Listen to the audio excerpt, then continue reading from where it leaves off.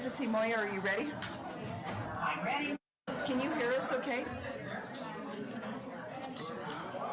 Mrs. Simoia, can you hear me okay? Yes, I can hear you. Can you hear me okay? I can. I don't know if there's a delay, so I'm just double checking. All right. Good evening. It is 6:04 p.m. on Tuesday, November 11th, and I would like to welcome you to the Los Lunas Schools Board of Education, and I would like to also call this meeting to order. I'd like to welcome those who are participating in the Board of Education meeting in person and those watching the meeting via live streaming on YouTube. We would ask that anyone addressing the board to please use the microphone at the podium and to identify themselves for the record. As a reminder, the link to the meeting is on the district webpage under Board of Education.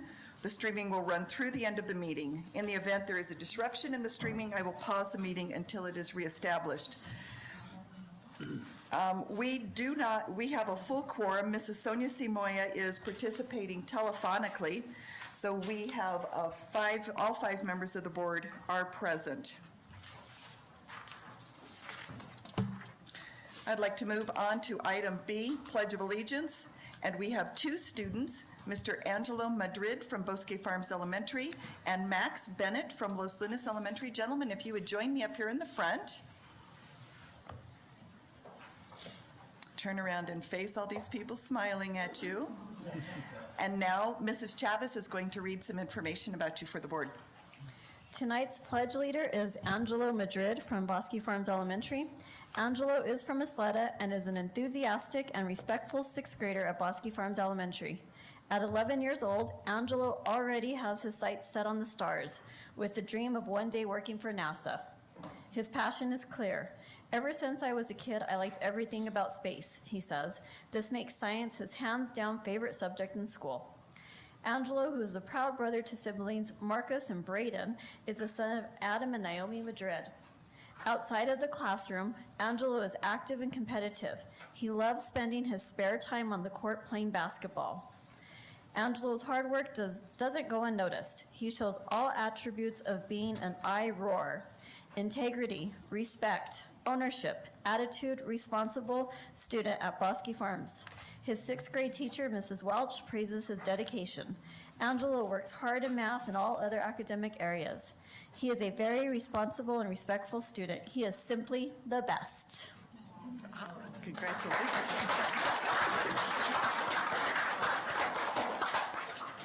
Los Lunas Elementary is proud to call Max Bennett one of our finest students. Max is kind, caring, and always thinking of others. He gives his best effort in everything he does and pushes himself to learn and grow every day. He is a wonderful example of ROAR values and someone his classmates can truly look up to. Max lives with his mom and dad and is the youngest of 7 siblings. He's also a proud uncle to 4 nieces and 4 nephews. He loves school and enjoys spending time with his classmates and teachers.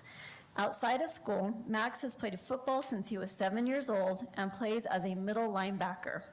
He hopes to play college football and eventually play in the NFL. He enjoys going to church with his family each week, and his easygoing personality makes it easy for everyone to get along with him. Please stand for the pledge. Please stand. Gentlemen, turn around. Right there. I pledge allegiance to the flag of the United States of America and to the republic for which it stands, one nation, under God, indivisible, with liberty and justice for all. Thank you very much. Start right down there and shake some hands. Start right down there.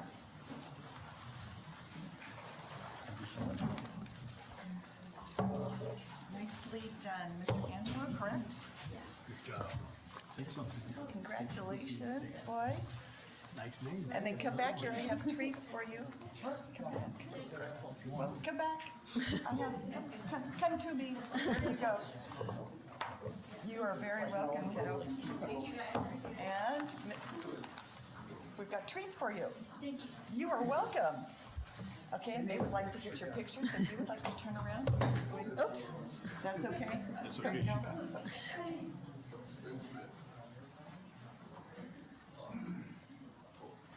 Thank you very much. Thank you to Angelo and Max.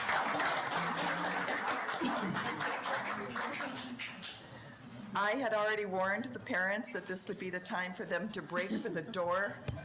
Everybody else, the doors will lock, so you're in here. Thank you both. Thank you, Angelo and Max. Thank you very much. We're on to item C, the announcement of the meeting. Mrs. Chavez, would you please announce the meeting?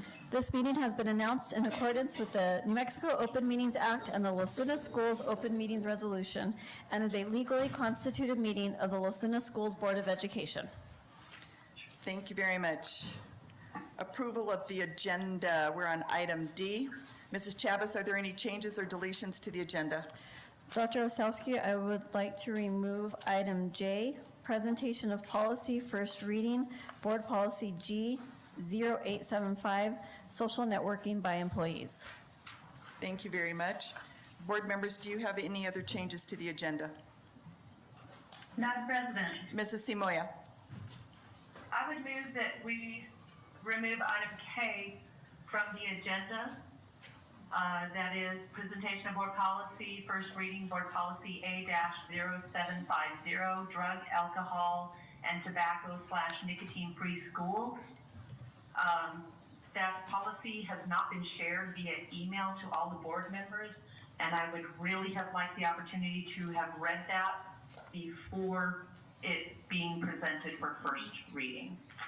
Actually, it was presented, it was in the policy advisory, but I'm glad you removed it because if you wouldn't have done it, I would have. We had a really good discussion in the work session. So thank you. Oh, great. Absolutely. If those can be shared via email, working remote at very remote locations in New Mexico, I really value my email communication. I believe that it was in the Dropbox, but we can double check. Thank you for that for further reference. Thank you, Mrs. Simoia. Any other board members?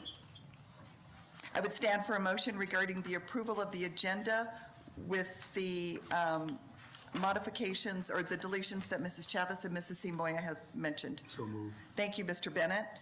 Do I have a second? Second. Thank you, Mr. Vickers. It has been moved by Mr. Bennett and seconded by Mr. Vickers to approve the agenda with the deletions of item K or J, presentation of policy, first reading, board policy G0875, social networking by employees, and item L, presentation of policy, first reading, board policy A0750, drug, alcohol, and tobacco, nicotine-free schools. K. Did I say that wrong? Yes. K, so J and K. Yes. Is there any discussion? Having no discussion, I will call for the vote. Mr. Bennett, that is your motion. Yes. Mrs. Simoia? I vote yes. Mr. Vickers? Yes. Mr. Otero? Yes. And I vote yes. Motion passes 5-0. Thank you very much. We are now on item E, public comment. I understand that I have one request for public comment.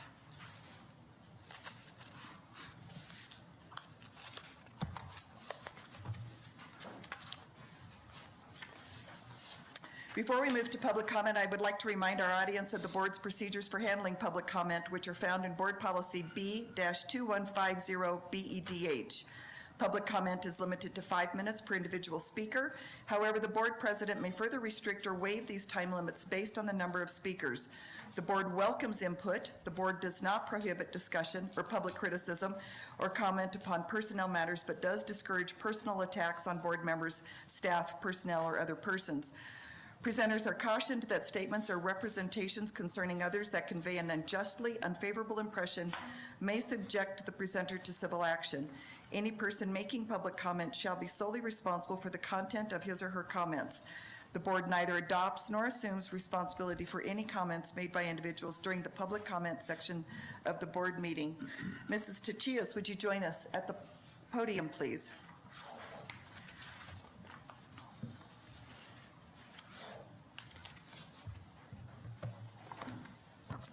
Good evening, everyone. I'm here tonight because I believe the community deserves clarity, accuracy regarding the trademark presentation given last month in the October 2025 regular meeting. During a live stream public meeting, the district itself disseminated significant misinformation about its own trademark. Because those statements were made publicly, it's appropriate to correct them publicly. The superintendent stated that the district had trademarked the logo and the motto. Quote from the meeting minutes, quote, Mrs. Chavez pointed out district's registered trademark right after the S in schools. That was our registered trademark for our logo, including our motto. That's not exactly true. The USPTO registration issued on July 9th, 2019, protects only a standard character word mark consisting of exactly 3 words. Los Lunas Schools, this is your certificate, and I'll give this to you. The certificate clearly states the mark consists of standard characters without claim to any particular font size, style, or color.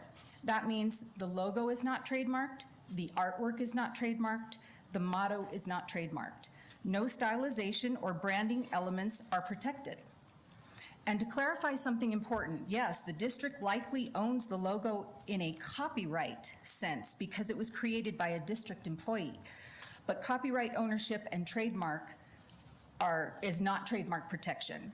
Copyright protects the drawing, a trademark protects the brand. They are not interchangeable, and the superintendent's presentation incorrectly blended those concepts. Even if the district wanted to protect the logo or the motto today, it cannot modify the existing registration to expand its scope. They would need to file a new separate trademark application because the USPTO does not allow amendments to broaden a mark. Several statements suggested that the district could stop groups from posing as the district, sue for misuse of the trademarked logo, or pursue claims if the logo was used in a bad light or diluted the brand. These statements overstate what the district's trademark legally covers. A district cannot enforce trademark rights over artwork it never trademarked. A dilution claim is only legally viable if the mark is famous under federal law, meaning widely recognized by the general consuming public throughout the United States. So although the district could raise dilution, in theory, it is highly unlikely to be enforceable or legally successful. It is not Coca-Cola or Apple. Additionally, criticism, commentary, and discussions on social media fall under fair use, for which is protected by the First Amendment. Not one person referenced the actual USPTO certificate, which I just showed you. Not one person acknowledged that the mark covers only 3 words. The superintendent stated that the district is working on guidelines 7 years after the filing.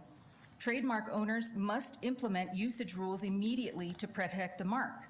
Waiting until 2025 shows the trademark was never managed or understood properly. The district chose to hire an attorney to renew the trademark. Renewals are not specialized legal work. I've created and renewed my own trademark, which is why I can say with confidence that paying an attorney for something any district staff member could have completed is both wasteful and unnecessary. It was reported that $3,475 was paid to outside counsel, and the actual USPTO fee is $575. This means that nearly $3,000 in public funds were spent on a renewal that takes 20 minutes, requires no legal expertise, produced no guidelines, and still resulted in inaccurate information being presented publicly. Under NMSA 22-5, 3, and 4, only the board, not the superintendent, has corporate authority, that's a big word, to file or renew trademarks. This requires a public agenda, a motion, a vote, and recorded minutes. To date, there is no record of the board authorizing the 2025 renewal or the 2019 initial application. If no vote occurred, the filing was ultra vires, meaning beyond the superintendent's legal authority. I want to be clear, I'm not here to embarrass anybody. I am here because the public deserves the truth, accuracy, and legal compliance, especially from entities that accuse others of misinformation. What was presented at the meeting was not factual, not accurate, and not consistent with trademark law or New Mexico governance requirements. Going forward, the district must ensure that what is presented in public meetings is legally accurate and fully vetted. The community, the board, and the students deserve nothing less. Thank you. Thank you.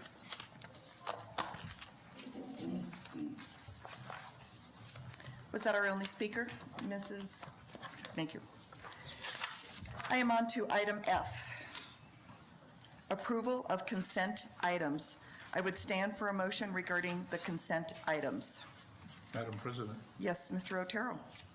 I would move that the board consent the entire consent sheet as presented tonight. Thank you very much. Is there a second? Second.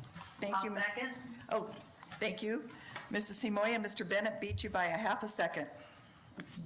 You've got it. Mr. Otero has moved and Mr. Bennett has seconded to approve all action items as listed on the consent sheet. For the benefit of the audience, consent items are the action items on the agenda presented by the superintendent and her staff for approval. All agenda items have been reviewed by the board members individually. If no discussion has been asked regarding these items by any of the board members, the action items may be submitted for approval with one motion and vote. The action items that are not consented will be discussed prior to action being taken. Is there any discussion? Having no discussion, I will call for the vote. Mr. Otero, it is your motion. Yes. Mr. Vickers? Yes. Mr. Bennett? Yes. Mrs. Simoia? Yes. And I vote yes. Motion passes 5-0. We are on item H, the Superintendent of Schools report. Mrs. Chavez, I'll turn this over to you. Thank you, Dr. Osowski, members of the board. I will ask for Mrs. Tiffany McMahon, our Director of Facilities, to provide her monthly construction update. I also have one notation on who will provide our budget, finance, and audit reports this month. It will be Miranda Baca, our Director of Finance. Thank you, Madam President, members of the board, Superintendent Chavez. As always, thank you for letting us give an update on some things happening around the district and improvements in our facilities for the month of November. Next slide. One of the things is we have wrapped up the bathroom partitions at Desert View Elementary replacement. We are now underway at Valencia Elementary. We will be replacing all of their partitions, which have been original to the school. So that is about, I would say, 40% complete, and we continue to make progress there. Another item that we recently saw completed was some interior door painting and just some fresh up at Las Lunas High School, as we get many wears on the corridor and main doors that are actively touched. We did do some refresh there. We've also completed the transportation propane tank that was installed on our west transportation location. And then at KGE, one of the things that has been a major blessing for us is one of our recent employees as a very skilled cement worker that we have brought on to our team. And so he has been able to team up with some of our other maintenance guys and help train and do in-house repairs where we have some smaller, like at KGE, it's one area that was a trip hazard. With his guidance now on our staff, we're able to do some of these more actively in a timely manner to help with that. So we're very blessed to have him on our team. Next, we go to Century Library Refresh. So this was a project that we started at the end of last school year with some of our students from some essays they wrote. And one of their requests was to improve their library. A lot of the furniture that was previous in there had been dated for many, many years and has seen a lot of use and life out of that. What they requested was to have an open space. We removed all the library shelves in the center of the room, opening it up to allow for more seating. They also asked for some flexible seating, some maybe more mature age level places where they spend quite a bit of time in there that they can utilize. We're very excited for all the books to go back up, but this was recently completed last week. And an update on Peralta Elementary this week. Starting on Monday, they used their new parent drive, their parent pickup that you could see on the east side of the school. As we work out some bugs, it's always a change in getting that training going and habits of a new drive, but we're excited to see that in full swing this week. We've also seen the completion of the basketball courts were opened up to the students. So that's the adjacent concrete next to that drive loop that you see. Today, we are starting to see the playground equipment go in. So we're working to make progress along that back end. As well, on the south side, they've begun construction of the new bus loop. And so once that is completed, we'll move forward to the very front of the school with the front pre-K kinder bus loop and main parking lot.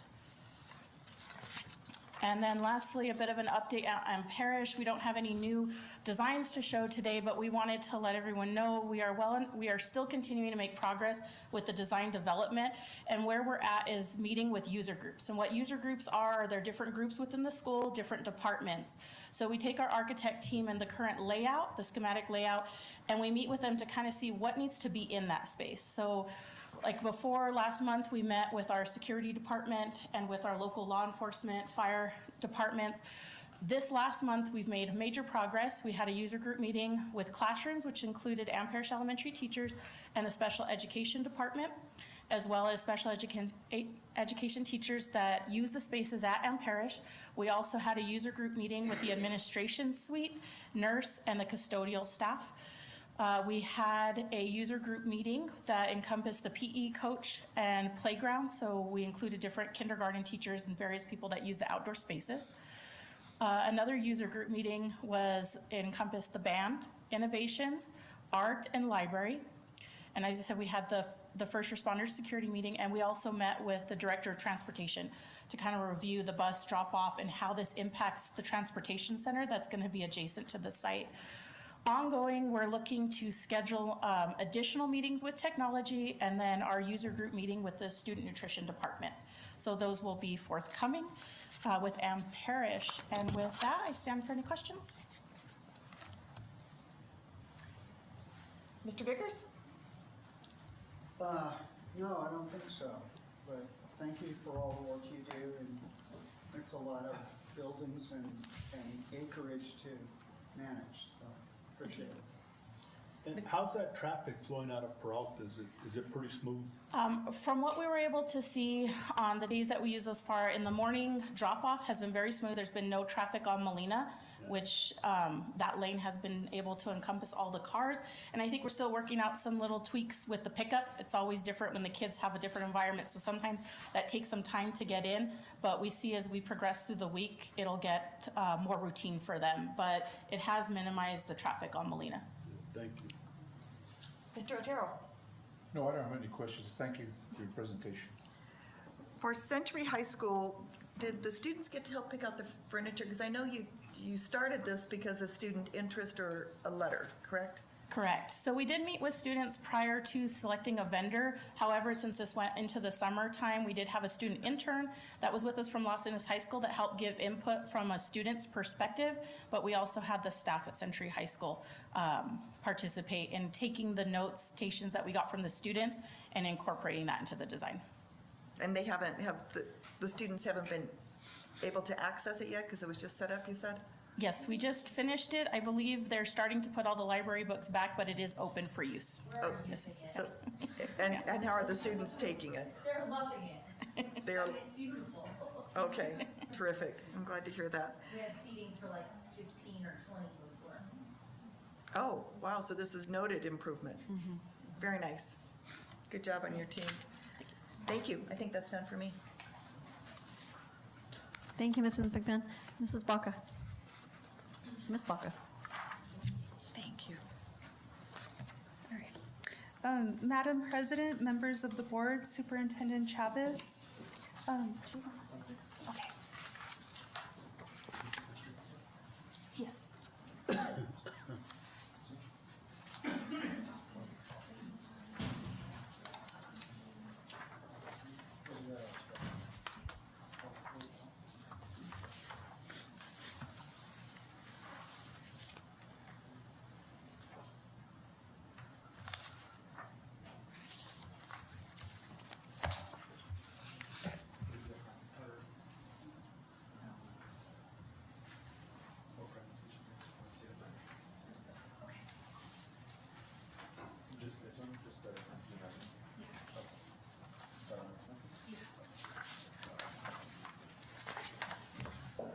I apologize for that.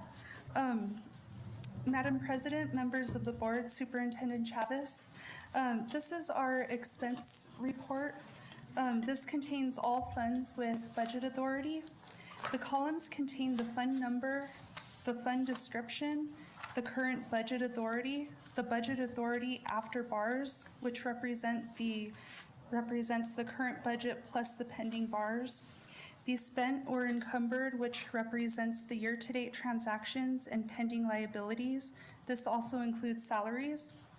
The balance remaining is the budget authority after bars minus the spent or encumbered. And then we also have the balance remaining and the percent. Okay, this is the revenue slide. This contains the budgeted revenue, which may differ from the budget authority because this does not include cash. The total revenue received, the prior year revenue, let's see, and then this would not, I'm so sorry. This would not be represented in the current year projection, so it is important that we take this into consideration. We have the current revenue and then the balance remaining and the percent remaining. I stand for any questions. Mr. Vickers, any questions? Well, I should know this, but could you explain why you have the two blue highlighted areas under expenditures? Yes, sir. So those are our pending bars. So those are the ones that went to finance and that we had consented today. So the ones in blue, once they are approved by PED, then the following column, that will be our new budget authority. Okay, Yeah. thank you. No, thank you very much. All right, thanks. Mr. Otero? Pupil transportation, why are you showing a negative 45%? Yes, we're never funded enough for our transportation. However, we code all of our expenses into transportation, so just so that we can keep track of where we land at the end of the year. So before the end of the year, we move all of those expenses to operational. But it's just a way for us to keep track of what our losses are every year. Thank you. I have a couple of questions. Okay. So, Fund 24153, English Language Acquisition, over on spent or encumbered is 0. And we have a couple of others. So for instance, I know on 27107, the GOB library, spent or encumbered is 0, and that one makes sense to me, but not necessarily English language acquisition. Is that because of efforts at the administrative level? Can you help me out with this one? From what I understand, it's hard to spend. Is that correct? Are those the funds that are difficult to spend because of the restrictions? That's a whole lot of money. Wow. And those monies are strictly allocated to that fund number? Yes, and we are not allowed to use that for salaries, strictly professional development and materials. And it's for teaching students the English language. Okay.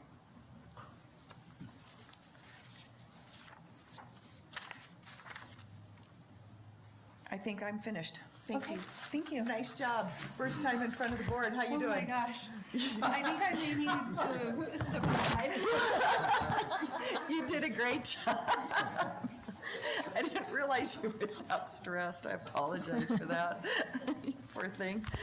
Thank you so much, Mrs. McMinn and Ms. Baca. Ms. Baca has worked very hard on her presentation for the board this evening, so thank you.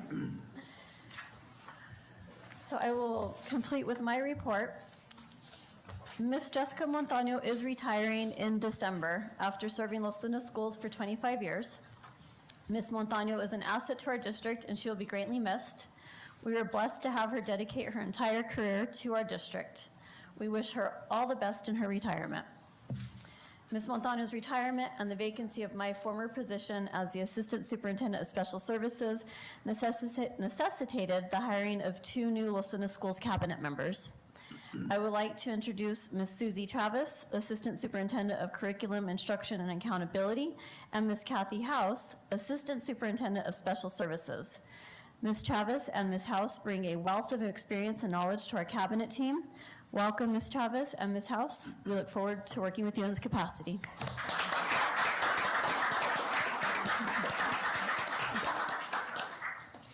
So we wanted to confuse you even more. So we have Susie Chavez and we have Susan Chavez. So we'll make sure that we complete with my middle initial in there, and we'll make sure it's Susie. SC. It's, so she's S.C. Chavez, I'm S.D. Chavez, and the reason why I always put Susan D. Chavez, so. Congratulations, ladies. Last week, our 2024-2025 school designations were released. The majority of our schools are designated as traditional. Bosque Farms Elementary and Catherine Gallegos Elementary received spotlight designations. Century High School received the most rigorous intervention due to graduation rates, although our Centurions are making great progress. More information on the designations will be shared later in the meeting when the district report card is presented. This fall, I have completed numerous classroom walkthroughs at our school sites. I have observed our students learning math, reading, and writing skills, as well as completing science labs. I have observed principals leading staff meetings, instructional meetings. I've participated as an observer in professional learning communities, guiding coalitions, and I am very impressed with our students and staff, with our students' ability to articulate what they are learning and why it is important. I always make it a point to ask the students what they are learning so they can tell me, and I look forward to completing more classroom walkthroughs as the year progresses. Our fall sports season concluded this past weekend. We had a very successful season with many of our Jaguars and Tigers reaching the state tournaments and meets in their respective sports. Congratulations to our Jaguar and Tiger student athletes and their coaches for their success this fall. We look forward to our winter sports season, which started this month. Our Tiger and Jaguar marching bands both had successful seasons, winning numerous recognition and awards at competitions. The Jaguars and Tigers were both recognized for their talents at the ZIA band competition and the state band competition earlier this season by receiving recognition in their divisions. The Tiger band earned 5th overall in the ZIA band competition, and it was the first time since 1993 that the Tiger Band competed in the finals at the ZIA competition. Congratulations to our student musicians and their band directors for their successes. The GOB Library Grant Agreement that is on the agenda this evening for approval, which you approved in the consent items, will support our librarians with purchasing books, resources, and equipment for our students to access in the school libraries. The funds are approved by the legislature and then voted on by the public in November general elections, which typically occur in even-numbered years. It is also important to note that students, staff, and parents can access our library catalogs on our district website via the curriculum department website. The HB 450 capital outlay funding that is also on our agenda was approved for this evening as a consent item is a funding allocation that supports career, technical education, safety and security, and maintenance and repairs. These funds are much needed to support our CTE programs, safety on our campuses, and the necessary repairs that are needed at our school sites. Our staff is currently working on the district's instructional plan. This plan will outline areas such as instructional practices, curriculum, professional development, and assessment for our district. I would like to thank our administrators who are assisting with the draft, and I look forward to presenting the plan to the board and community at an upcoming board meeting. This week, our academic coaches are collaborating on the creation of our science and social studies curriculum. The curriculum will be presented to the board and the community at a future board meeting. There are many events occurring at our school sites in the next few weeks. Students, please remember to make positive choices and follow school rules. We want all our students to be able to participate in these upcoming activities. There is no school November 26th through the 27th for Thanksgiving break. I wish everyone a happy, healthy, and restful Thanksgiving. I am very thankful to serve our district in this role, and I am very appreciative for our students and staff. And that concludes my report for this evening. Thank you very much. Are there any questions for Mrs. Chavez? Mrs. Simoia, are you still hanging in there? I'm still here. No questions. Thank you for the wonderful report. Mr. Otero, any questions? No. Comments? No. Thank you, Mrs. Chavez. Very comprehensive report. Item H was for informational purposes only. No action is needed or warranted at this time.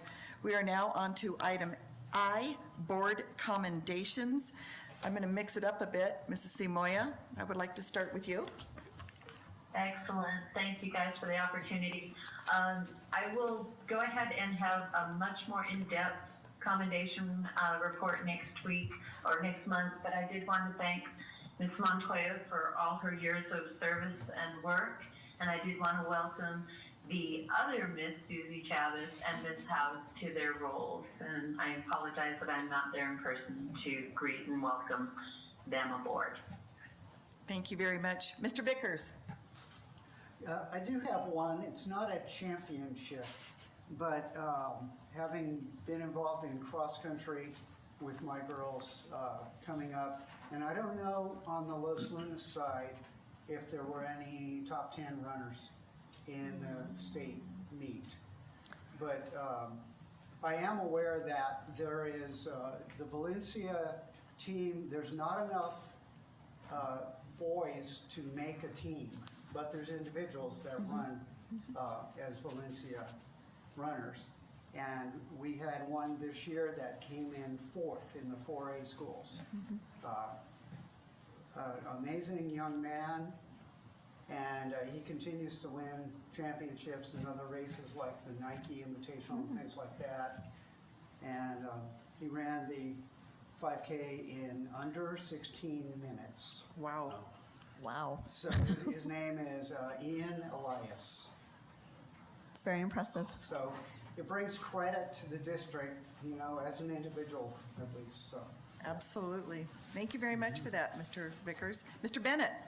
Yeah, I'd like to start off with thanking the mighty Tiger Battalion and Los Lunas High School Band for that Veterans Day presentation. That was wonderful, and I truly appreciate it. I also would like to thank Valencia High School Student Council for having a buffet breakfast the following day on Veterans Day. It was very nice. I appreciate that. And I also just like to congratulate Dave Vickers and Sonia Simoia and Frank Otero and Dana Sanders on their victories over the election. It's going to be a strong board. I'm looking forward to it. Thank you very much.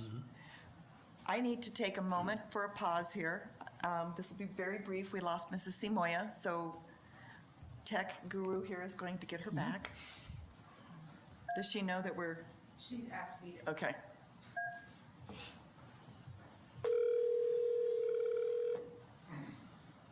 Well, let's hope this works. Hey, you missed the book. Don't worry about it. I apologize, you guys. I am in the far northwest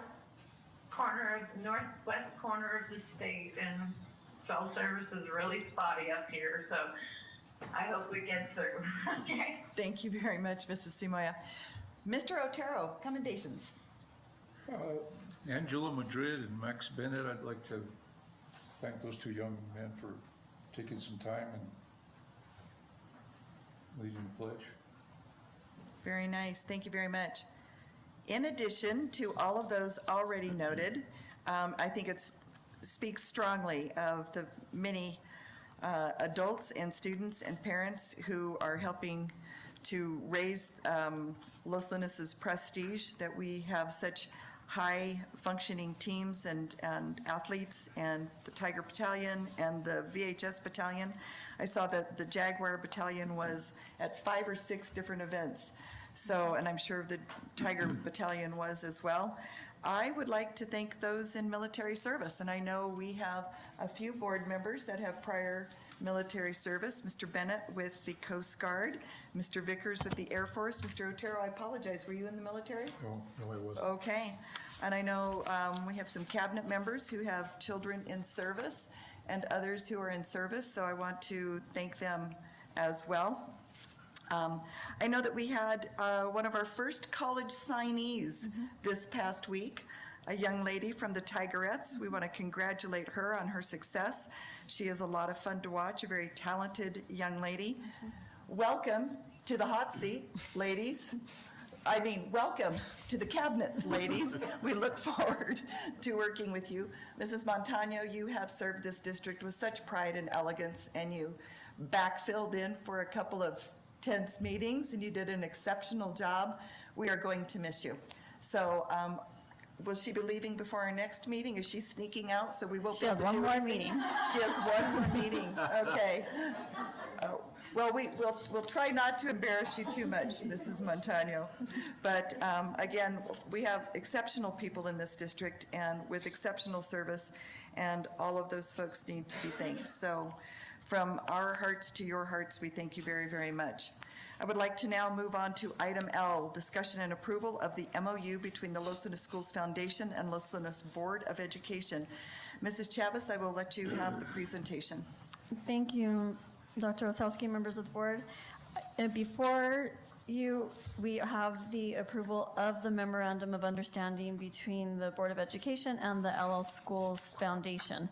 In June, we brought to you the Los Lunas Schools Board of Education Resolution 25003 that would initiate the process to start the Los Lunas Schools Foundation.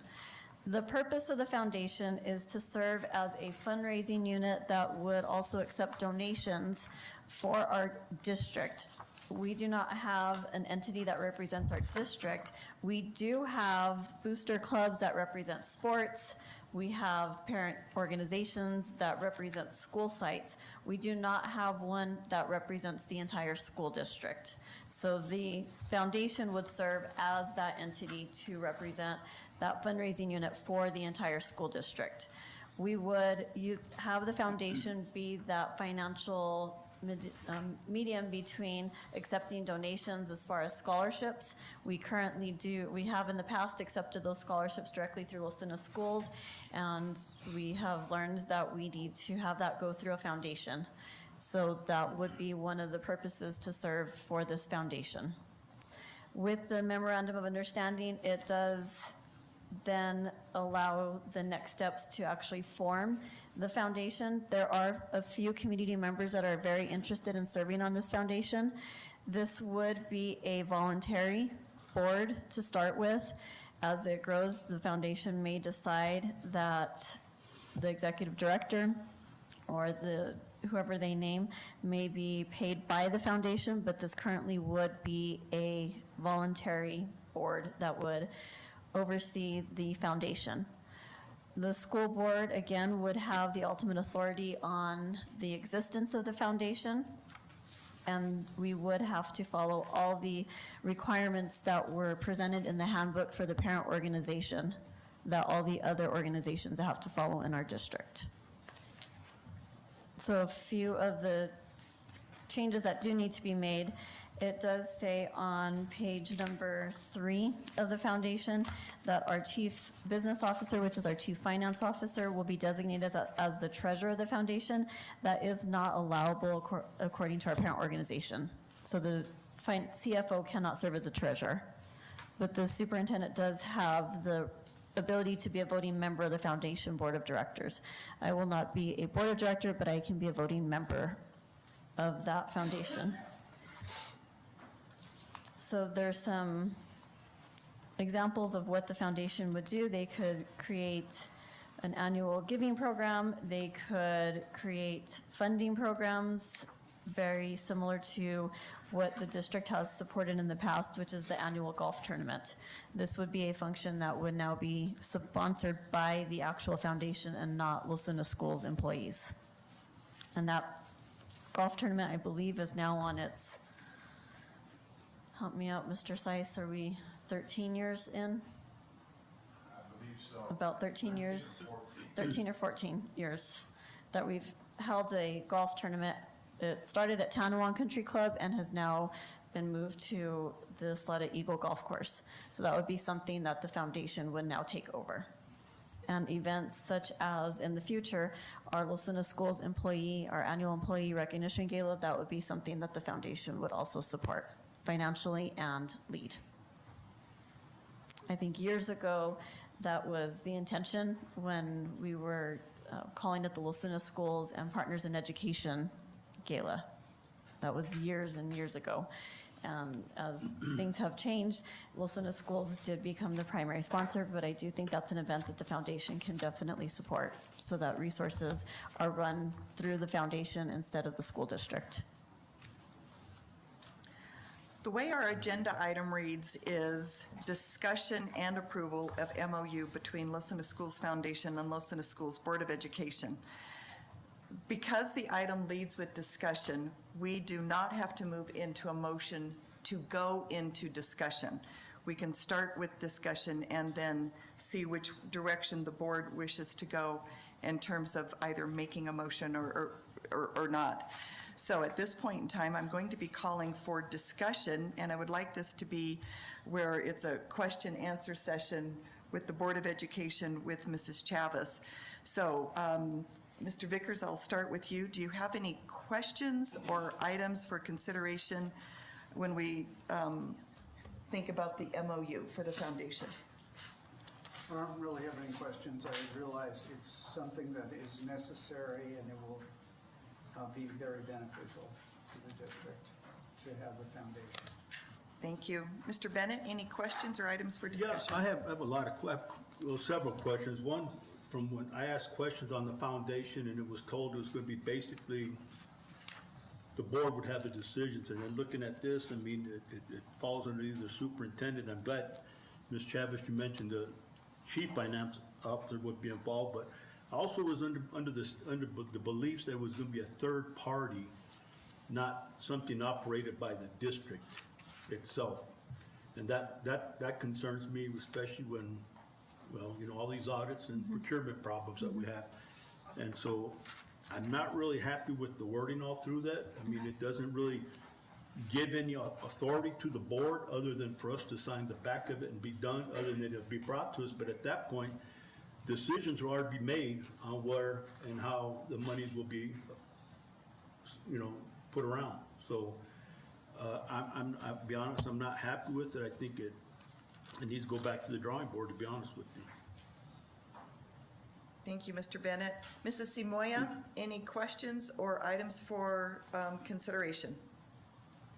Yeah, I agree with Mr. Bennett on a lot of it. As I was reading through the document, there's a lot of lack of definition. It does talk about Los Lunas schools, but I searched the document looking for where the board is involved, and it's very, very limited. It does provide opportunities through Los Lunas schools and the superintendent, but it really, and then again too with the page 3, section 1.2, and the regulatory requirements on that. I think we need to make a few changes to this document.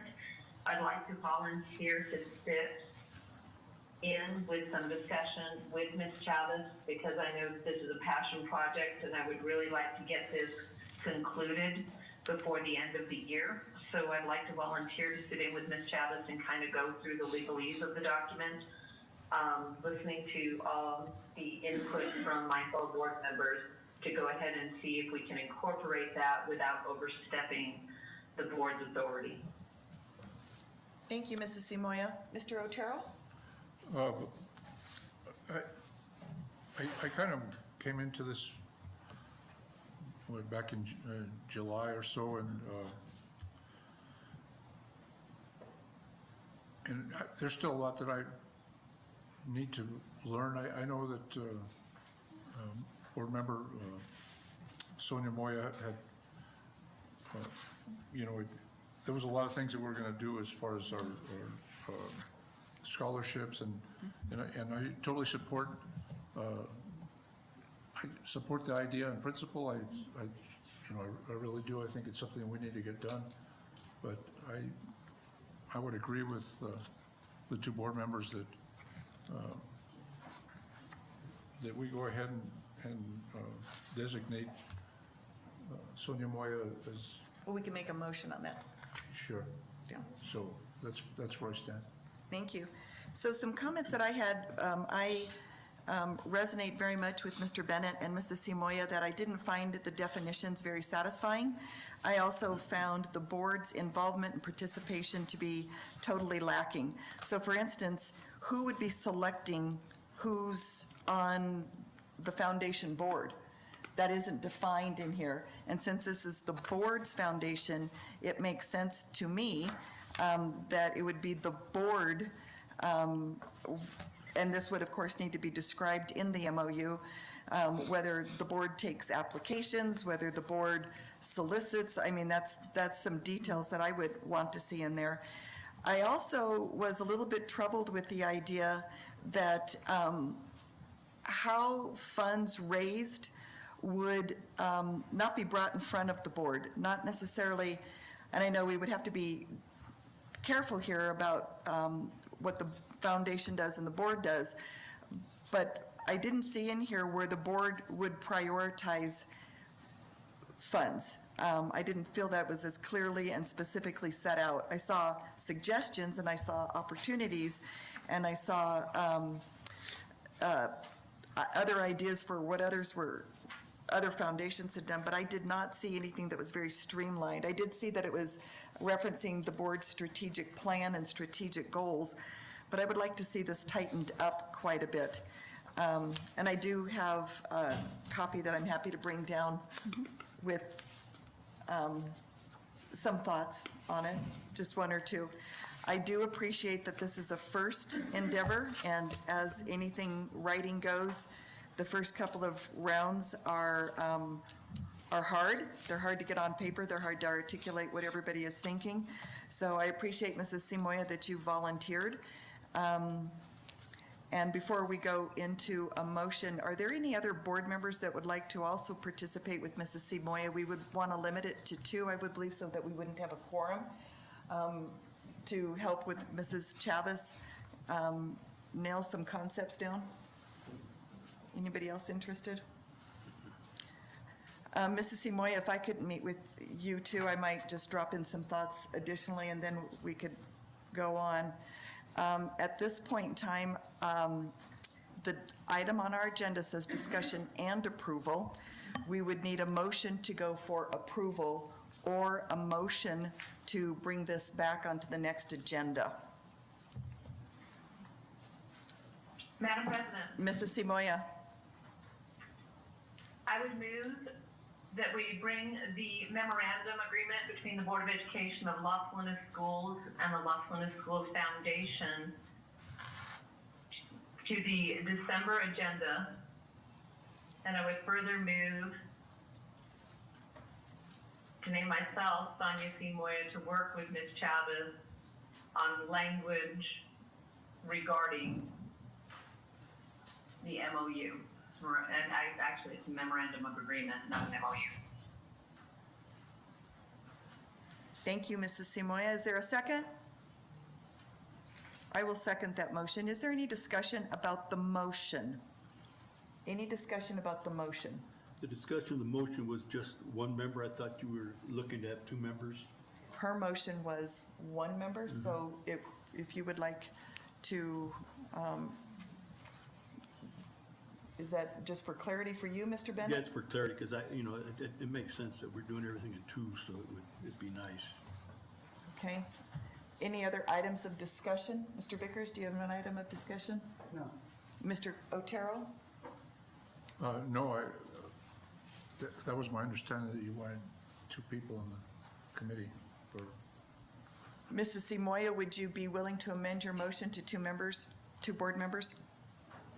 Absolutely, Madam President, I would move the motion to include 2 board members.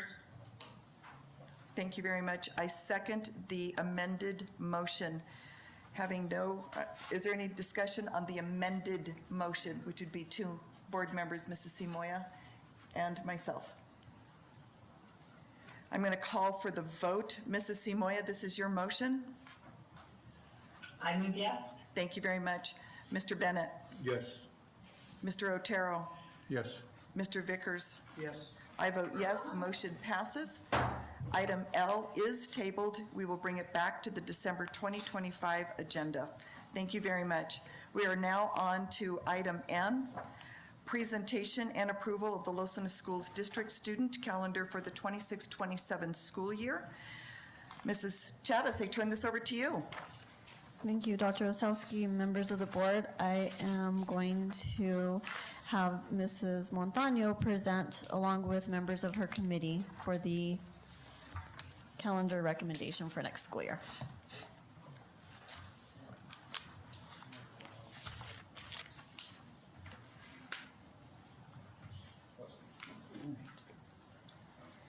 Oh, there she is. I didn't Hi. see you. I was like, she ran out the door. Told you I was retiring. I am not presenting, no. Madam President, member of the Los Lunas School Board of Education, Superintendent Chavez, thank you for this opportunity. I want to first recognize anyone here this evening that worked on the calendar committee with us. If you want to stand up and get recognized. There's a few of you in the audience. Well, Let's turn the lights off. There you are. so Mrs. C. I had no idea it was going to be that easy. Mrs. Simoia, what you missed was as soon as Mrs. Fontano asked them to stand up, our lights went off in the in the boardroom, or in the Bringing down the house. boardroom. Bringing yes. down the house. So we're going to try that one more time. Would you just stand up real quick? We'll pretend that this is church. Stand up. Thank you very much. I know that this is not the easiest of work. Thank you very much. The committee members are also pointed up on the board here. I want to make a recognition that we called over 35 parents to be part of our committee, and we did also, when we only had 4 parents show up to the committee, we decided to do a survey of our community so that we could definitely get parent voice on the process, and as well as the outcome of the committee. Specifically, though, I want to bring up a couple of committee members that have been brave this evening to help with the presentation. So Amy Viramontes is the principal at Los Lunas Elementary. If you'd like to come up. Scott Fleischer, who is our NEA classified representative and the Ed Tech assistant for Ann Parish Elementary. Amanda Noriega, who is a parent from Sundance Elementary. Dominic Solis, who is the teacher at Valencia High School. And then Marianne Chavez, NEA president and the academic coach for Peralta Elementary. So these individuals are going to help us present this evening and talk about the work that we've done throughout the month of October and November. I think Scott's going to, Dominic, yes, sorry. Hello, yes, my name is Dominic Solis. I am a teacher at Valencia High School, and I will be going over the timeline that we as a calendar committee met. The first day we met was on October 8th, which was just introductions and establishing norms of what the meetings will look like. The requirements from the PED, or PED, and the holidays that we had to, holidays and federally observed days that we have to kind of respect. And then we started to began exploring options. Then we met on the second day, which was October 15th, and we continued with the exploration. We all broke up into groups, and we had large laminated calendars and started messing with different type of ideas then. We also prepared questions for the community. Then October 16th through the 21st, the preliminary survey went out to the community. So when we met for the third time on October 22nd, we overlooked the final selections of the votes. The NE vote went out on October 23rd and 24th, and then the community employee vote went out on October 28th and November 3rd. So the final day was November 5th. We reviewed the outcome. As this presentation goes on, we'll look at the outcome of those votes and prepared for what you see before you today on November 18th.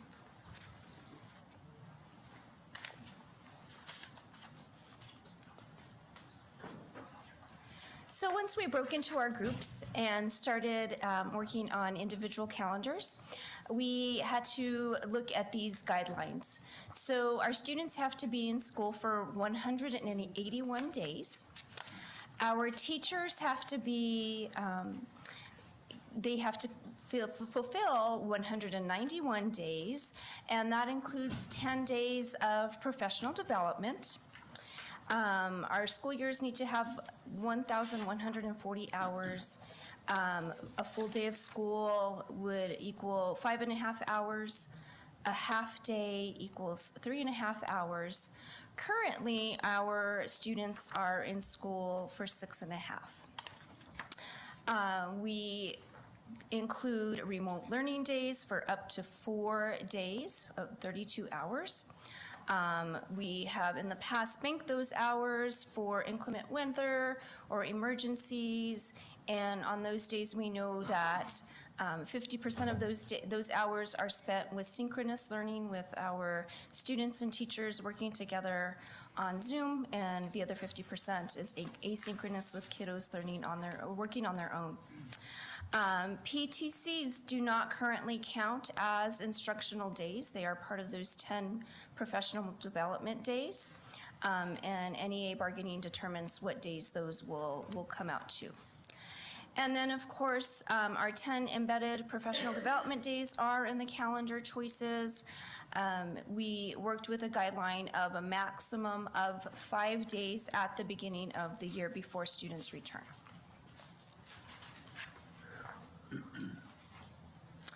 Along with those PED requirements, we're working around the school days, the required days off, so Labor Day, Indigenous Peoples' Day, November 3rd for Election Day, and Veterans Day, November 11th.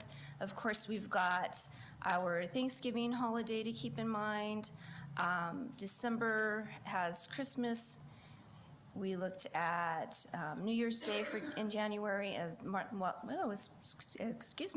well as Martin Luther King Day. February, we have President's Day. We have Good Friday in there that traditionally we have off. Memorial Day in May, Juneteenth, and Independence Day fall in the summer. So those are the days that we were working with while creating our calendar choices. So taking a look at the community, a survey was sent out through Google Docs to parents through Remind and different avenues. So we had 1,410 responses asking the following questions. Can I borrow one of your copies? My eyesight, I apologize. I thought I was better than that. So the first, we had 4 or 5 questions that we asked the parents. And so the first was, how important is it to you and your family that the school starts no earlier than August 1st? And we had a response of 78% say that it was very important, and 13% said it was not important. The second question asked, how important is it that you and your family, that your students have the entire week off for Thanksgiving? And we had 50% say it was very important, 35 say it was not important, and the 13 said that there was no opinion on that. These questions were all derived from, in our small groups, we all kind of met and discussed. We had like an administrator, a parent, an NEA representative, and a teacher in kind of all of the groups. And so these were some of the questions that we were kind of dabbling with of what was important to us. And then if we weren't kind of in agreement, we wanted to see what everybody else wanted. The next question was, how important is it to you and your family that spring break is the same week as neighboring universities for those students who are doing dual credits? 39% it was very important, 35 said not important, and 25% had no opinion on that. The next question was, how important is it to you and your family to end school before Memorial Day? That was difficult because with the 191 days, we needed to make sure that we were within that parameter, and so some of the calendars would extend past that. And so 69% said it was very important that we got out before Memorial Day. And then 15 said it wasn't important. Then the last question that we had is a balanced calendar question. This also can be referred to as like a year-round calendar, something similar to that. So we asked, how important it is to you and your family that the student calendar that starts mid-July ends after Memorial Day, that includes a longer fall break, full week for Thanksgiving break, and a longer spring break. And 75% of families said that they do not prefer that option, with 18% saying that they do prefer that option. So that was based on the 1401 parents. Those were the replies of them.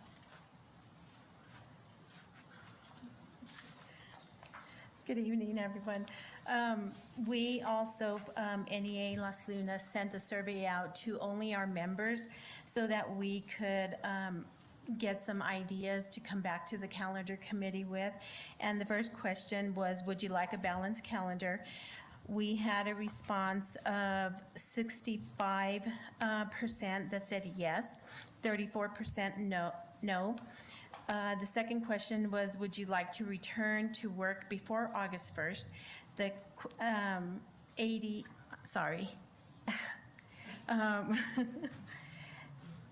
64% was no, 19% had no preference, 12% said yes. The next one was, do you want a week-long Thanksgiving? And of course, this is where everyone wants that. And the answer was yes, with 73%. The next question, would you be willing to return to work after May 31st? And of course, there again, 68% were no. The next one, what day of the week would you want to be on PD? And most of the day, members chose on a Monday. It would just make it easier to come back, and then also easier for the students to come back from a 3-day weekend and get started on that. The next one was, do you want to keep a 3-day Thanksgiving? And no again. They would prefer the week long. How many PD days would you like before students return? So we were also looking at those PD days, and they would like 5 days before students return, and then the 5 days in between or in the second semester. What day of the week would you like to have a parent-teacher conference? And that one again was on a Monday with 28%, 31% was on a Friday. Those were the two highest ones, so that it would work in with the teacher schedule and hopefully with the parent schedule as well. So for this part, we're going to be looking at the key differences between the 3 calendars that we sent out. For calendars A and B, the start date is August 4th with 40 PD days beforehand. With calendar C, it has a start date of July 27th for students with 5 PDs before. The first key difference you'd see, it will be at Thanksgiving, where for the first week in October on option C, it has a full week off. That lines up with our balloon fiesta, and it gives them a short break. The next, where they do not have that option in A and B. For when we get to Thanksgiving, option A has a 3-day break. Option B and C has a full week off, and all calendars end the first semester on July 17th with a PDA after for our secondary education teachers to finish up any grades or any credits that they need to make sure that for like their seniors, make sure they're on track for graduation. Each calendar has us coming back, I believe that is January 7th,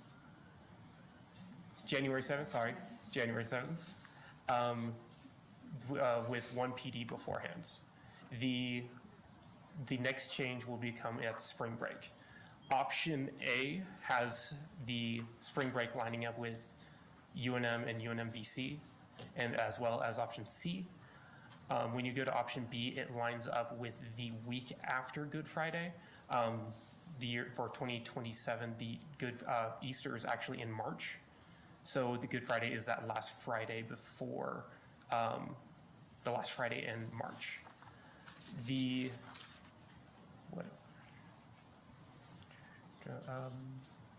For the last major change is, difference is in option C. It has a break at the end of April, where it does not have it in option B and C. And all calendars have it so that at the Thursday before Memorial Day, with a PD at the end, so teachers can have that day where there's no students at school to make sure the school's ready for summer.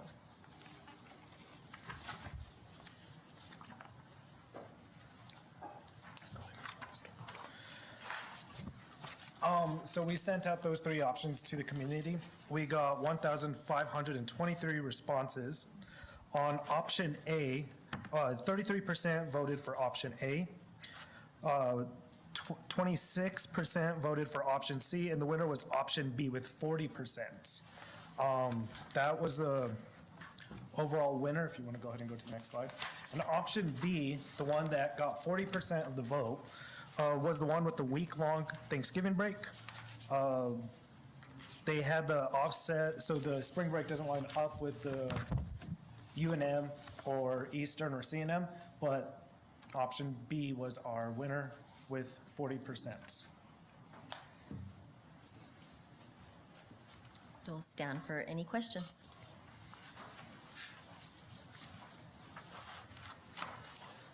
Mr. Vickers, I'll start with you. I'm just looking at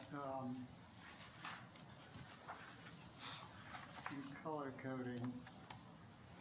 Could you repeat the percentages of the selected calendars again? Absolutely. So if we take a look at that, we're looking at 40% chose option B, 26% chose option C, and 33% chose option A. Thank you.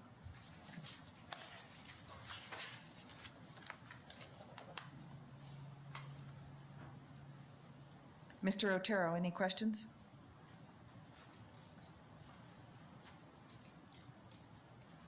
So you're leaving it up to us?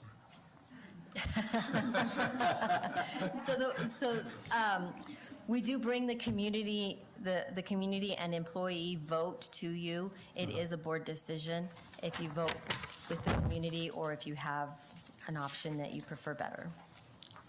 Thank you. Yeah, you're welcome. That's a good question, though. Yeah. Mrs. Simoia, any questions? No questions. It looks like every one of the board members neglected to bring their 10-foot pole to this meeting. I'm struggling. That's why you're not here. No, yeah. I don't think you could reach me with that right now.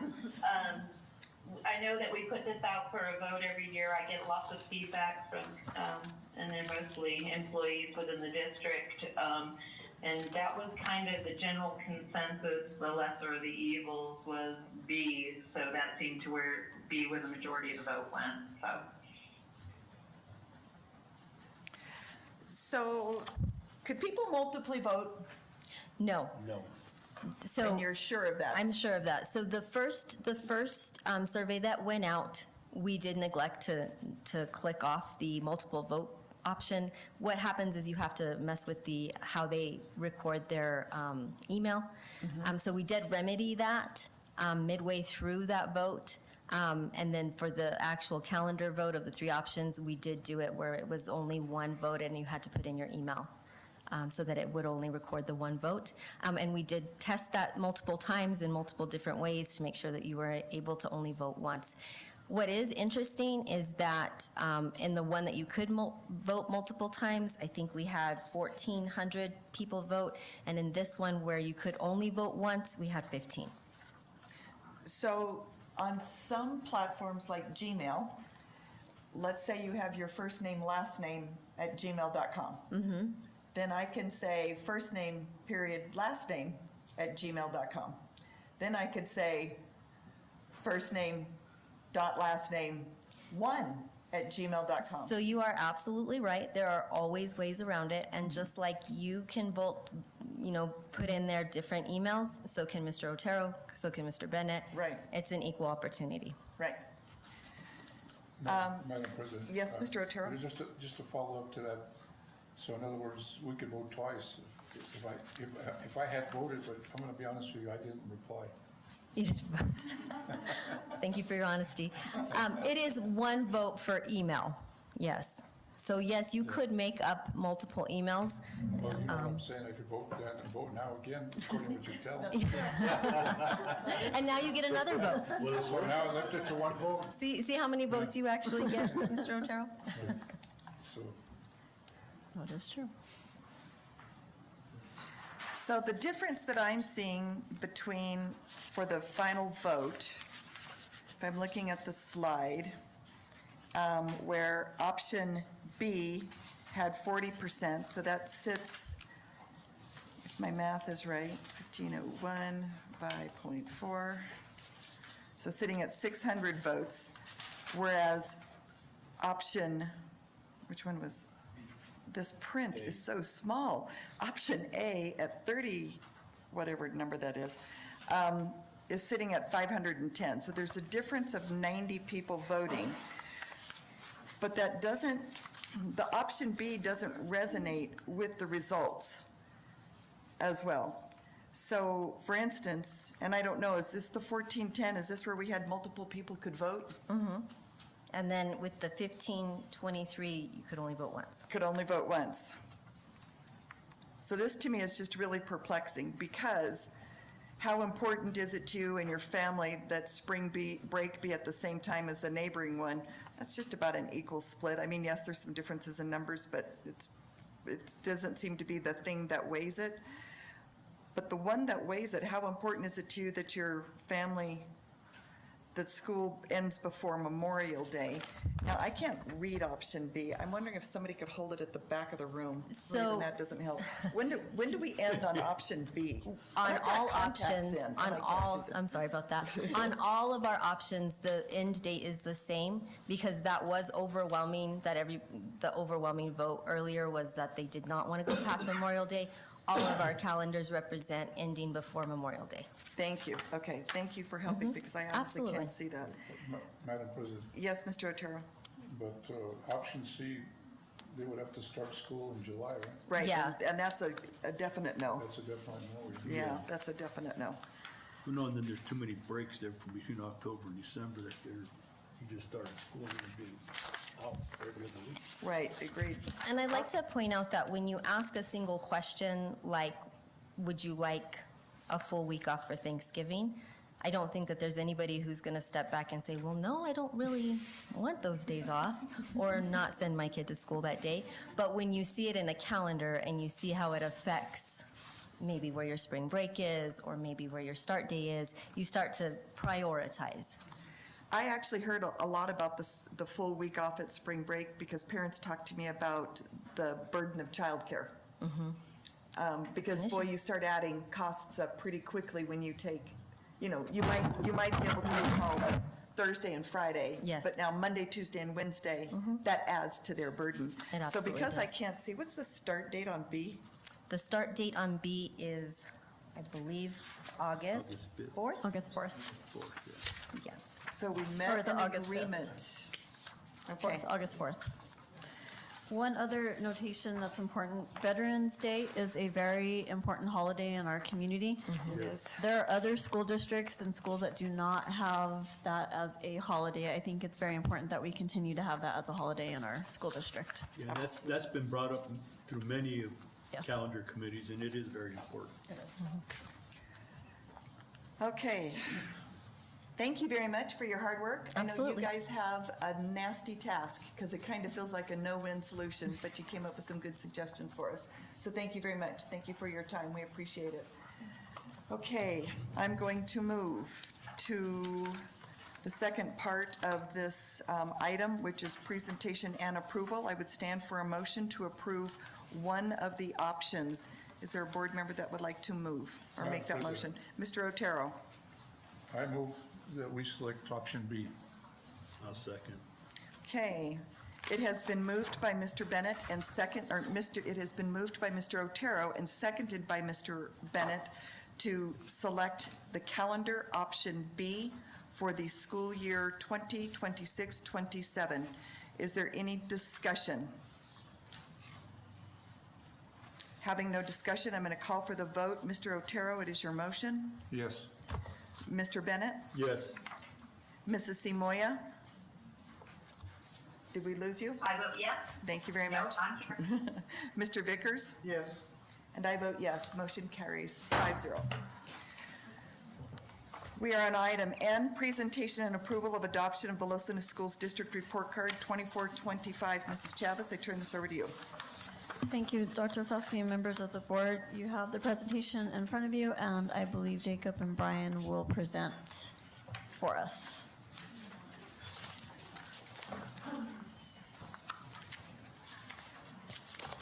Just a second, I'm trying to find my my paper presentation.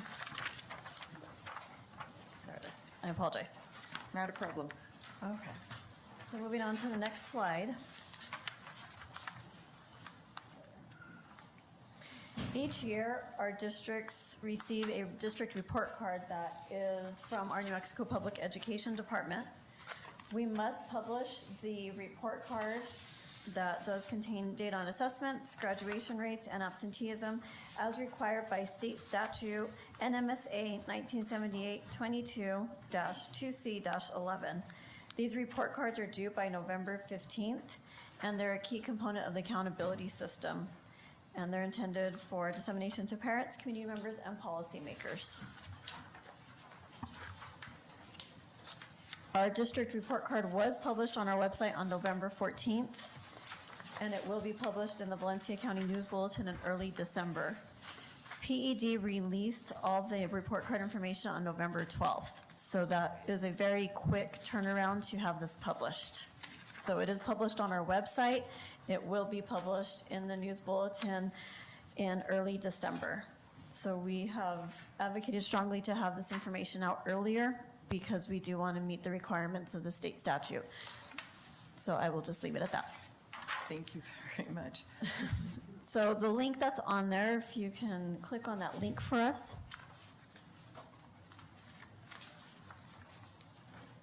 I hope it's active. I might be a little tired. You may need to copy that and go to a browser. Oh, there it is. Here is our district report card.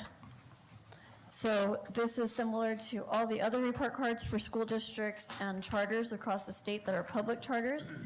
We have our math proficiency, reading proficiency, and science proficiency. So this is based on our summative assessments for those testing grades. The students that are tested are in grades 3rd through 11th grade. For science, and I'm going to need our curriculum expertise from our curriculum office to assist me with science because that has changed throughout the years. So Ms. Montaño, Ms. Chavez, for the science grades that are tested? 5th and 8th grade. And 11th. 5th, 8th, and 11th grade. So science is not tested in all the same grades that reading and math are. So we have work to do. We have some measurable growth at some of our school sites, but overall as a district, I know that we are not satisfied with 24% math proficiency, 42% reading proficiency, or 28% science proficiency. That is why we are working very hard on our instructional plan. We had I thought it was a very collaborative discussion during our work session about our strategic plan and how we're going to get there together, because it's going to take all of us. It's not just one person, it's not just 10 people. It is going to take all of us to get there. So that is our proficiency data. If you scroll down a little bit further, you do see our math growth, and a very blaring visual right there is our graduation rate. It has decreased. We have much work to do.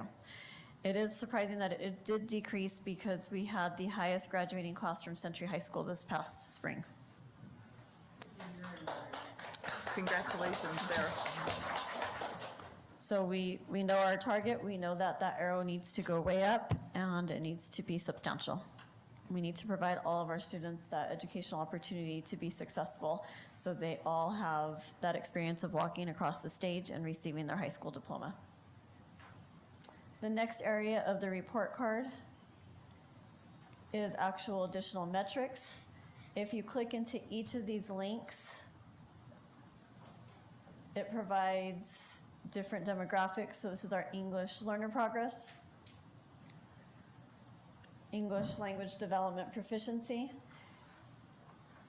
PED is responsible for publishing this data, so where you see the information that data will be published, that's not Los Lunas Schools did not publish that data, that is NM Vistas through New Mexico Public Education Department.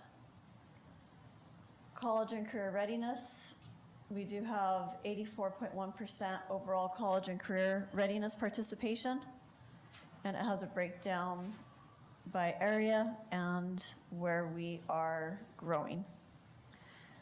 The next section is our readiness scores. So again, that matches closely to our graduation rate. We have work to do. Our kids need to be ready for college and career, whichever pathway they choose.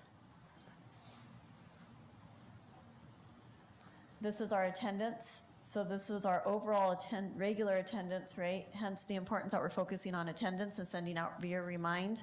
This does account for those students who are here every single day. We do have a chronic absenteeism problem in our district because we have some students who miss multiple days throughout the school year, and that does impact our overall regular attendance rates. We are getting better, though.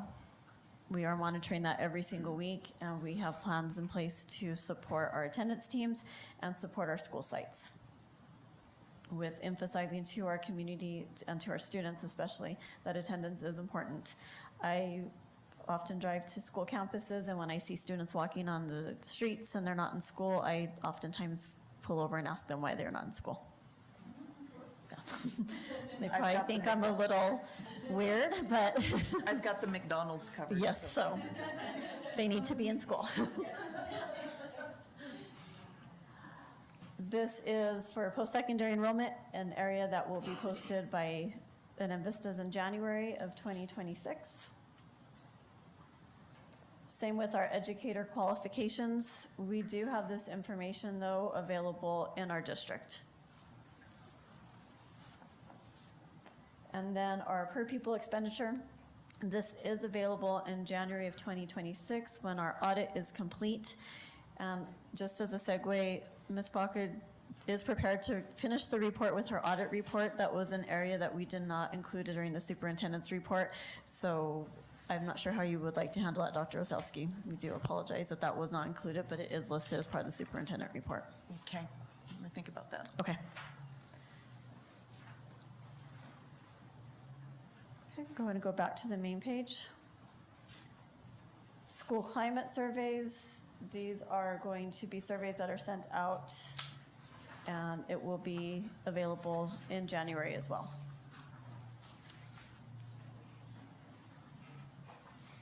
And the alternate assessment participation, we do have the participation assessment results embedded within our reading, math, and science scores. This tells you how many students participate in the actual alternative assessment, and this is for students who have moderate to severe disabilities. And then this is information that our school board they are all required to go through their required school board training. That is part of our district report card.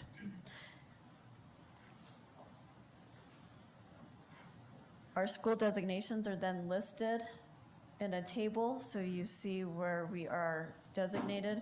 We have, most of our school sites are traditional. We have our 2 spotlight schools, and we have Century High School as our most rigorous intervention. And I see Ms. Toledo's perplexed face there, and so I know she's working every day on that school's progress with her team. It's very collaborative at Century High School. You can click on those interactive links. So if you click on one of the school site names over to the left, it provides a breakdown by school site. So you could see where Bosque Farms is and this was just a random pick. We did not rehearse this beforehand. So it was a random school that was picked. This was the scores from Bosque Farms Elementary. And it breaks it down what you saw at the district report card level. This breaks it down to the school site level. And this is the information that's for every school site.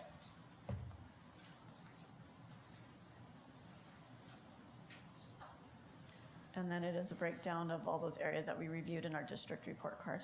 Some of these will attach directly to the district, while others will be specific to the school site.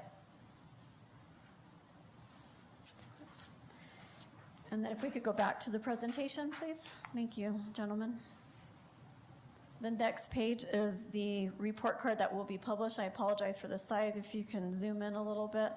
This will be the information that's published in the news bulletin. So it gives a very brief overview, but it does also reference that the entire report card is available on that website, and it has the website listed.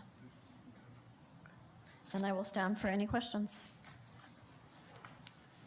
Mrs. Simoia, any questions? No, just more so a comment. We know where we're at. We know where we need to go, and we're on the path to get there. So I appreciate the honesty of it. And yes, Ms. Chavez, this is not where we want to be, but we know how we're going to get there. So I appreciate you going through this in detail with us. Thank you very much. Mr. Bennett, any comments? No, thank you for the report. Mr. Vickers, any comments? I might just ask, Ms. Chavez, you've been around many years and you've seen these reports come out of PED. How does this rate as far as helpfulness for the district? I'm going to be very honest. This needs to come out sooner in the school year, and all the information needs to be complete. I do not like when it goes out public and it says coming in January, when we have to follow a state statute that says we have to have this done by November 15th. I'm a little frustrated. Mr. Otero, any questions or comments? No questions, thank you. I think a couple of things. I'm wondering if we shouldn't be looking at a graduation goal. I know that we talked about next steps, but I think we should come back on a graduation goal. I think I would like to see that for the next iteration. Yes, echoing what Mrs. Simoia says, we know where we're at, we know where we're going.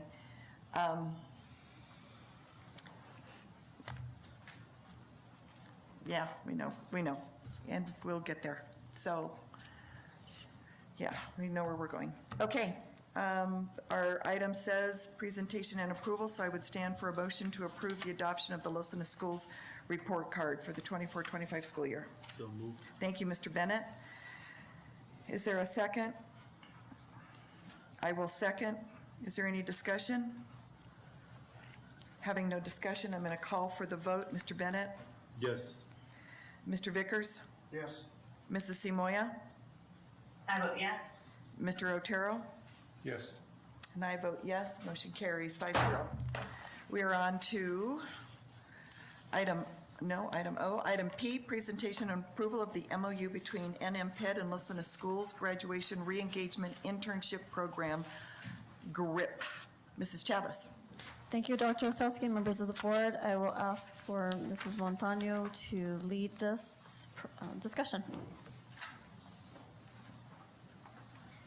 Madam President, members of Los Angeles School Board of Education, Superintendent Chavez, I'm actually going to turn this over to Ms. Chelsea, who's been working pretty intimately with this project for the last year and a half.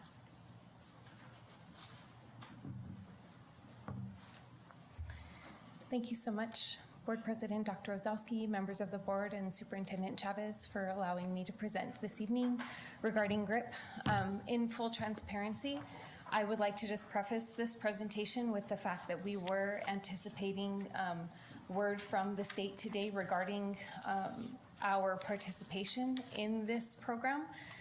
That communication did not come through today. However, I would like to continue with the presentation so that we can understand the timeline of what we're looking at and get ahead of that timeline.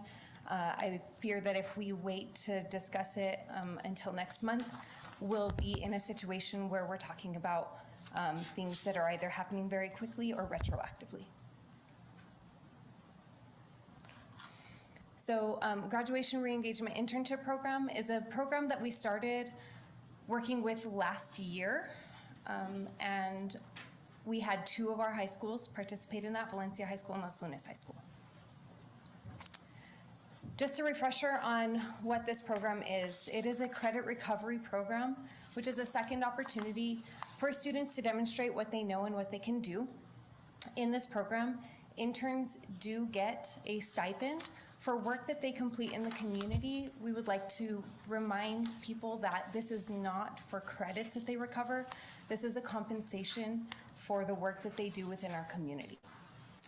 It is rigorous because interns are applying what they've learned in previous courses and then applying it to our community.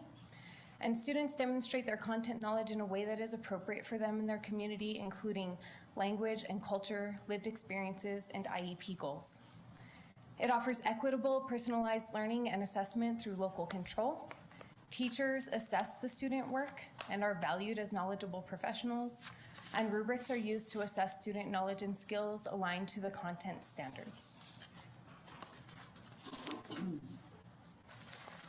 As a, yes, Before we, is this one where we paid the kids that are working? yes, yes, sir. And then, so we have received that grant?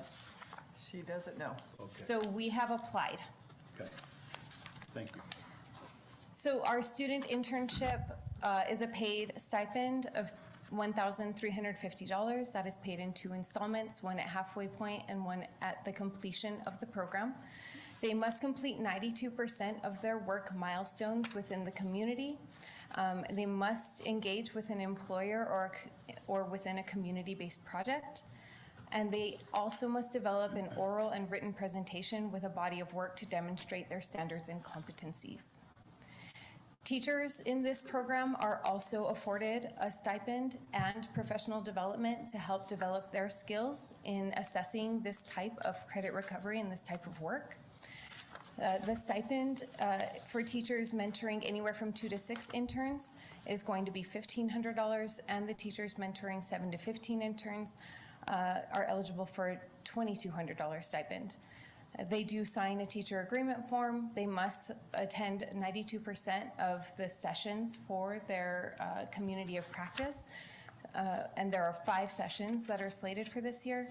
They will meet with their seniors weekly to develop projects aligned to their standards and competencies and identify and support community internship placements. Each school also receives an additional $100 per participant, and this is unrestricted funds to help ensure completion of projects.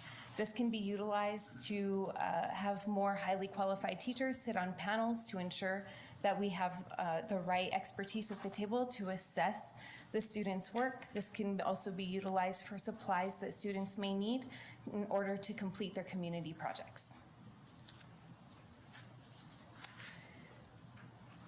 This was the most important reason why I wanted to make sure that we at least had an opportunity to see this program today. The important dates are as follows. So the application did close on November 10th.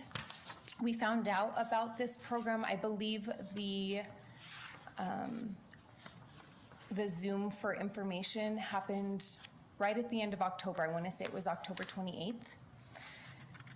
Then today, schools were supposed to be notified. We have gotten no notification either way. So at this juncture, we believe that notifications are just delayed. On the 20th, there will be a Zoom information session for families and students that are interested in this program. On the 1st of December, we get school confirmation form deadlines. On December 16th, which is our next board meeting date, we have a mandatory school district leadership program launch meeting. And then on the 17th, a mandatory educator community of learning meeting. And I believe that all MOUs are due on the 19th of that month. This is an important program as we move forward in our state dealing and trying to ensure that we are bringing equity into our systems. One of the largest reasons that our state is investing in this is the Yazzie Martinez state decision, where we know that students that are underrepresented, minorities, low socioeconomic status, these students are not represented well within our graduation rates. They tend to also have lower test scores and things of that nature. This program gives all students the opportunity to show their learning in a way that is appropriate to their culture, their background. Furthermore, this program is highly aligned to students that have IEPs. If you look at the diagram on this slide, this is a side-by-side of what happens when a student is participating in a capstone or type recovery project, as well as their pathway towards transition for our students with IEPs that are seniors. So you'll see that in both instances, students are exploring their interests and their assets. They develop a proposal in their IEP transition plan. They're going to identify their post-secondary interests. These things should align. We are developing original research with their IEP transition plans. They're going to research or engage in work-based learning in order to prepare for their post-secondary plans. In the GRIP project, they will have a project or a product creation. This should also, align to their post-secondary plan. And then they present their transition plan, just as they will present their final exhibitions in the GRIP program. So these two things are highly aligned and allow our students with IEPs to show their unique learning. Here, I just wanted to share some statewide GRIP statistics. These came from our informational meeting. You'll see that attendance and engagement increased with students that participated in this program. Through credit recovery, there were over 471.5 credits awarded throughout the state. This is averaging 1.6 credits per student, with 88% recovering at least a half a credit. Graduation, 77% of GRIP participants from the 2025 cohort graduated, which was nearly matching our statewide average, and this was despite the fact that some of them were severely behind at the beginning of the program. Student motivation, 73% of our students cited that graduation was their primary motivation, compared to 6% who cited stipends as their primary motivation. And students were highly motivated by real-world hands-on learning. 84% felt more motivated to attend. They enjoyed their community impact, and they enjoyed their support from mentors and teachers as well. Of course, the stipend, we can't erase that. That does have an impact for these students. Stipends reduce the financial barriers, with 40% of educators noting a major positive influence on attendance, and 75% of students agreeing that stipends sustained their motivation. For their career readiness and social capital, 83% of students felt the program helped them develop their career skills, 85% built relationships with adult professionals, and 79% made connections for future opportunities. And last but not least, our educator outcomes. Educators reported high satisfaction with GRIP's professional development, which focused on individualized competency-based, work-based learning. So what does this mean for GRIP in Los Lunas? We had, this graph represents the credits that were awarded through our GRIP program. You'll see that we awarded credits in every course that you could imagine, including one PE course recipient. Overall, we had 17 participants in the program that resulted in, we had 19 participants in the program. 17 of them were on-time graduates, and 2 of them were summer graduates. 5 were on the military track, 3 were Native American students, 2 were English language, and 1 IEP. Some participant snapshots. We discussed last year when we brought this program in, what type of student are we going to attract with this type of program? We had students who struggled in school because of their employment. We've talked about that tonight. We had students with mental health issues. We had students that had recently lost parents. And of course, we had students that struggled academically that needed a second chance. With that being said, 100% of Los Lunas student participants graduated either on time or in the summer. With that, I stand for questions. Mr. Vickers, any questions? Can you tell me what employers, give me some examples of employers who participated in hiring these students? Yeah, absolutely. In fact, I have Ms. Jessica Baldonado with me tonight, who was integral in making those connections. So I would like her to speak about that particular piece, because she is instrumental in ensuring that these employer relationships remain strong. Hello, Madam President, members of the board, Superintendent Chavez. I helped facilitate GRIP last year and hope to continue to facilitate GRIP this year. We had students that were already employed, and we incorporated jobs within like their course requirements. So I had a couple of students that were employed at restaurants, either like a restaurant style or fast food. I had a student that was working at Discount Tire. I wish I would have written a list because we had many students that are already employed that we worked with, they were passionate about what they did. So, for example, the Discount Tire, his project incorporated like race car strategies. Like it was his passion, so he had that in his project. Thank you. You're welcome. Also recall at least one student that also worked at a local retirement home as well. Yes. Yes. Mr. Bennett? No, I have no question. Mr. Otero? No, thank you. Mrs. Simoia? No questions. Thank you, though. Thank you. How many students are we looking at this next year? I do not know how many students have been pre-identified. What we noticed last year is that we were able to pre-identify probably twice as many as what actually ended up being in the program. Because of course we do have other opportunities for credit recovery in our district. So at that point, once they saw what the program entailed, some of them chose not to participate.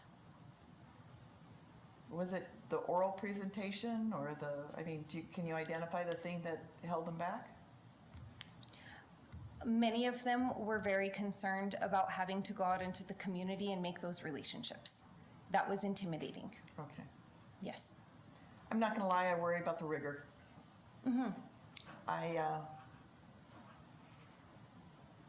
For the 9th consecutive year, New Mexico is at the bottom of the list.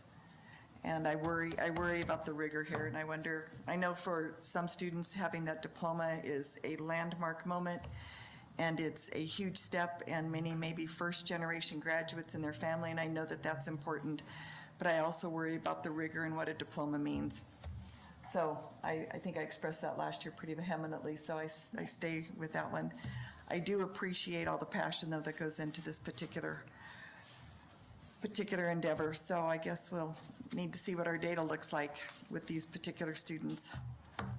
Thank you, Yes, ma'am. ladies. Thank you for your time. Thank you. Thanks for coming up. Okay, I would stand for a motion to approve the MOU between NMPED and the Los Angeles schools. Did we see an MOU? Did we see? No, ma'am, the MOU has not been received yet. Okay, so we can't approve the MOU. That's correct. Okay, well, thank you very much. That was a beautiful presentation. I am on to item Q, new business. Board member requests for topics for upcoming board work sessions or board work meetings. I'd like to remind the board that we will be seating a new board in January, and we're kind of at the end of our topics, but I don't want to stop you from giving a list. So having said that, Mr. Vickers, do you have any new business? For a workshop, I would like to see Board Policy G0875 in a workshop so that we can discuss it, have give and take discussion regarding that policy. And we already had A0750 in a workshop today, which was very good. So I think it would be helpful to incorporate some of the changes we identified and look at it again in a Sure. workshop. I So- plan to do that in December. Yeah, For both of those policies. perfect. Mr. Bennett? No. Mr. Otero? Policies. Policies, yes. Mrs. Simoia? Yes, I'd like to go ahead and finalize the information on the foundation so that we can get moving forward on that for 2026. Yes, ma'am. I agree with both of those. Thank you very much. This information was for the purposes of gathering input. No action is needed at this time. We are now on item R, announcement of meetings. This brings us to the announcement of meetings as allowed by the Open Meetings Act and the District Open Meetings Resolution. On occasion, a quorum of the board members attend the same function, including school and district celebrations and ceremonies, as well as sports functions, conferences, workshops, trainings, and community events. Board members will refrain from discussion and/or acting on Los Angeles Schools Board of Education issues in those settings. In addition, only official meetings are published, and if other meetings are scheduled, they will be announced in accordance with the Open Meetings Act. Having said that, I would like to announce the following meetings. December 4th through the 6th, 2025, New Mexico School Boards Association, NMSBA Annual Convention. It will be held at the Embassy Suites Hotel at 1000 Woodward Place Northeast in Albuquerque, New Mexico. This is for boardsmanship training, and a quorum will be in attendance. December 9th, 2025 is the Audit Committee in the Central Office Conference Room at 3:30 p.m. This will cover both the regular and special audits. Attendance is by invitation only. On December 9th, 2025 will be the Finance Committee, also held in the Central Office Conference Room at 4:00 p.m.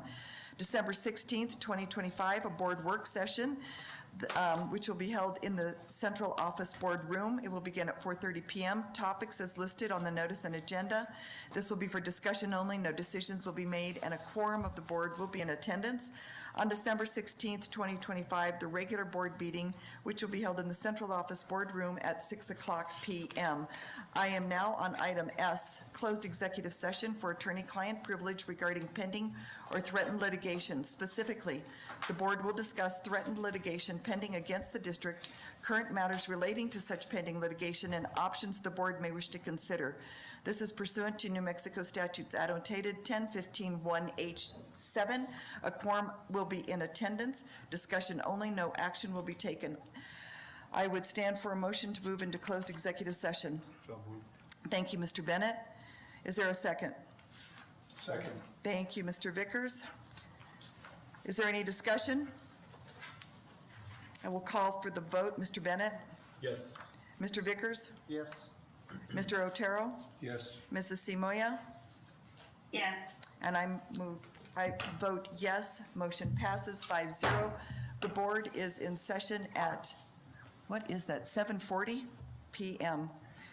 Thank you very much. 7:55. I can't see. I've got contacts in my eyes. 7:55. Thank you very much. I do have contacts. Obviously, I need a new set.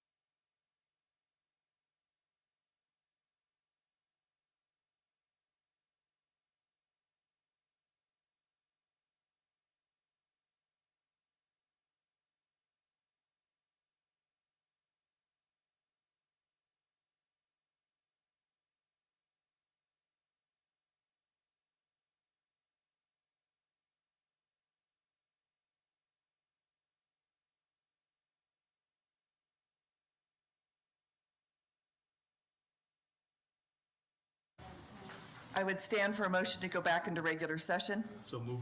Thank you, Mr. Bennett. Is there a second? Second. Tied for second. Do we have Sonia back on? No, she had to exit. Oh, She's yeah, exiting, out so. as part. Mr. Otero seconded. Is there any discussion? Mr. Bennett has moved and Mr. Otero has seconded for the board to go back into regular session. Is there any discussion?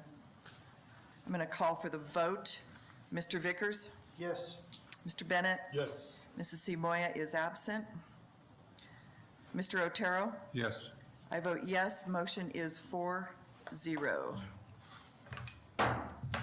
The board is back in regular session at 9:18 p.m. I am going to get different contacts. I'm doing item T, report on closed executive session. As announced, the Los Angeles Schools Board of Education went into closed executive session this evening, November 18th, from 8:02 p.m. to 9:14 p.m. pursuant to NMSA 1015-1H7, pending or threatened litigation. Specifically, the board discussed threatened litigation pending against the district, current matters relating to such pending litigation, and options the board may wish to consider. A quorum was in attendance, discussion only, no action was taken. I attest that no other topics were discussed than those listed in the motion, and that no action was taken during the closed executive session. Item U. We do not have any action as needed regarding any issues discussed in closed executive session. We are on item V, adjournment. This leads us to the adjournment of the meeting. I would stand for a motion. So moved. Mr. Bennett, is there a second? Second. Thank you. Mr. Vickers, you're a little slow tonight. I'm going to call for the, little slow. Yeah. So I'm going to call for the vote. Mr. Otero, Yes. Mr. Bennett, Yes. Mr. Vickers. Yes. And I vote yes. Motion carries 4-0. The meeting is adjourned at 9:20 p.m.